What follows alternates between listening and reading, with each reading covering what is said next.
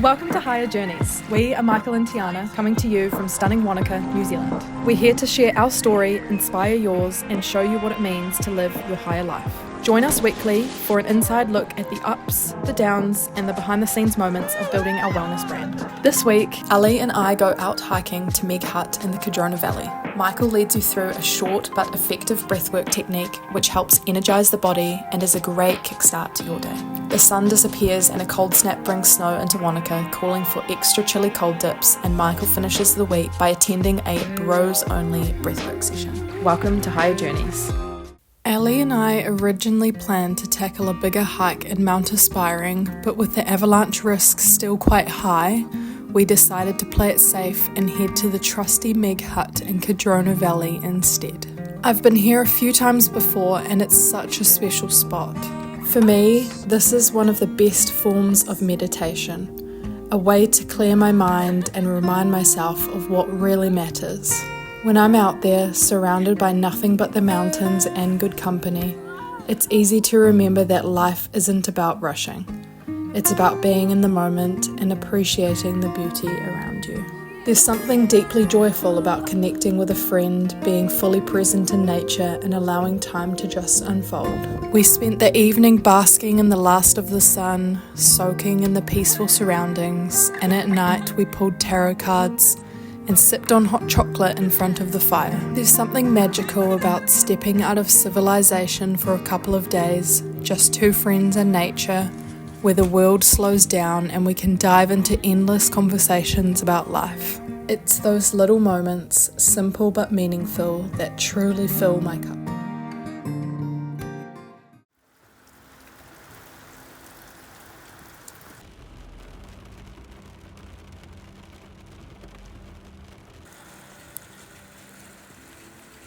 Good morning.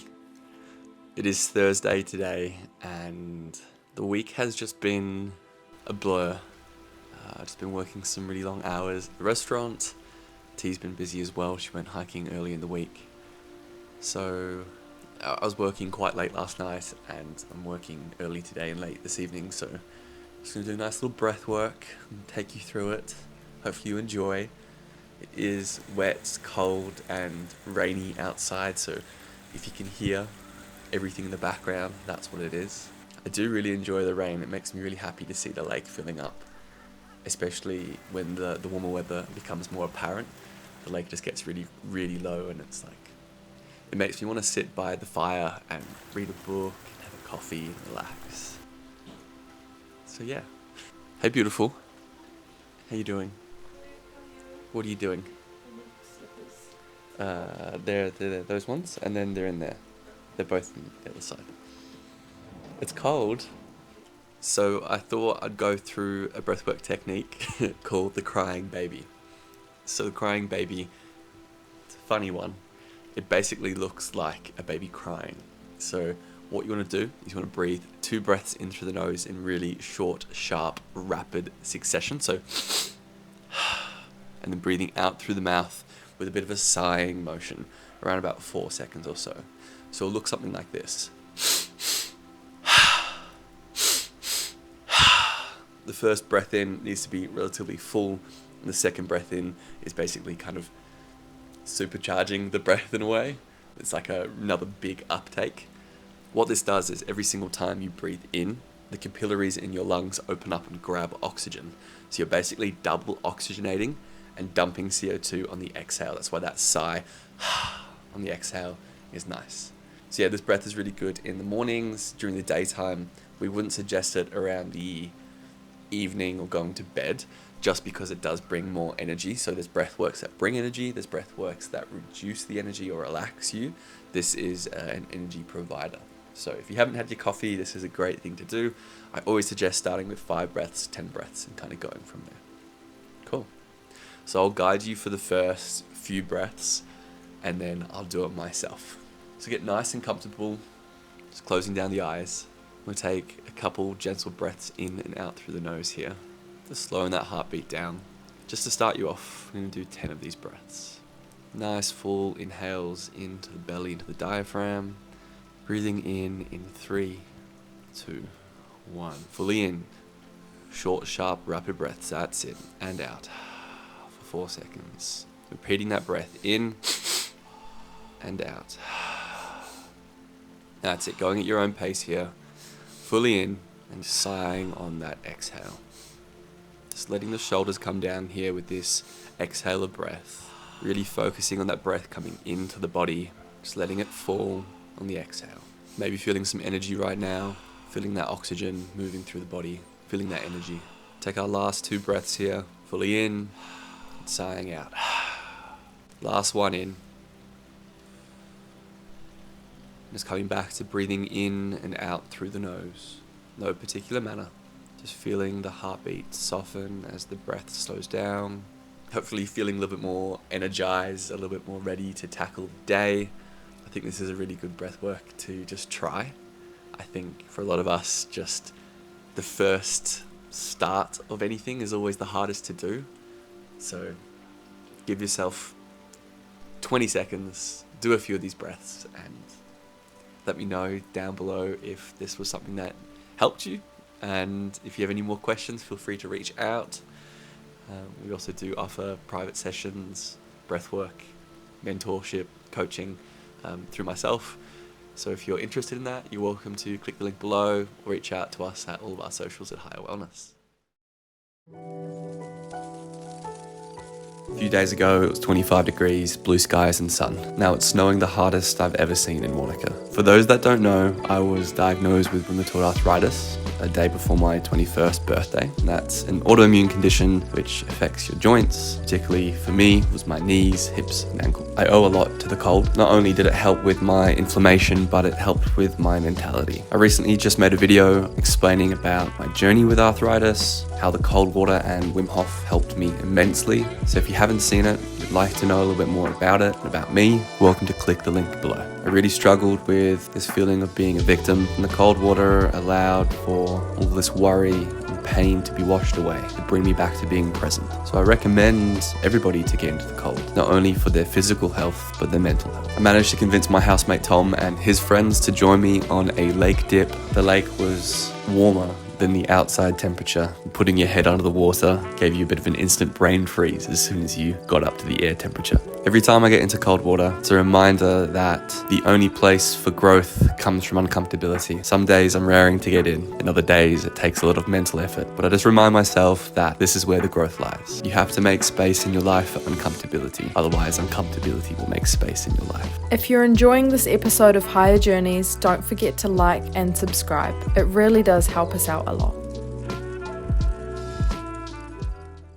So I went and did a breathwork session yesterday. It was awesome. It was broga, but more emphasis on the breathwork than on the yoga side of things. So it was a 3-hour event held by, I think his name was Ryan from Aroha Retreats in Queenstown, something that we look up to immensely. It was from 6 o'clock till 9, but we ended up going over because everybody was chatting and speaking so much, and it was just a beautiful experience and something that I like to reflect upon because I tend not to be able to give back to myself like that as often as I would like. But the breath work was awesome. It was men's only, or bros only, I think is what the tagline was. And it was great being surrounded by open individuals that were able to hold the space, and I was obviously lucky enough to be aware of kind of the process of everything. But for people coming in doing something like this for the first time, I went with my really good friend Max. It was something new, something really exciting, and I really invite everybody. We're living in a society where it's definitely hard to find your tribe and find your people and find community, to spend some time with those different groups. Maybe it's not breathwork or meditation, but maybe it's rock climbing or cross-country skiing, or maybe it's cold dips or surfing. Maybe it's something that is more like online, but finding that community, especially more so in person, has such a positive physical effect on not only your mental health, but your physical health. I was saying to Max, I didn't want to go. I didn't want to put myself into this level of uncomfortability, but I'm so glad I did, because as always, any form of uncomfortability is growth, and that should be the prioritization. It's definitely easy to know what we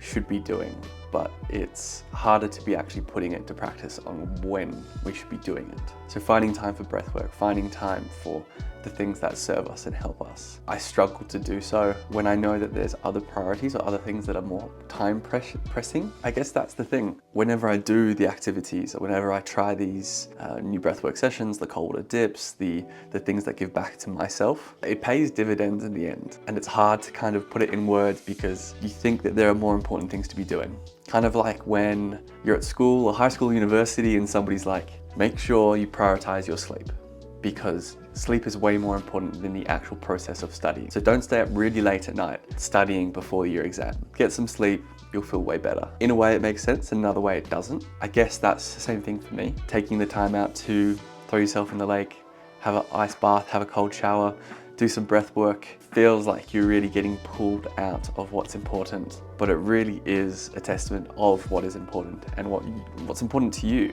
but also what's more important to your body, your physical health, your mental health, the people that you surround yourself with. The prioritization of yourself is somewhat selfish.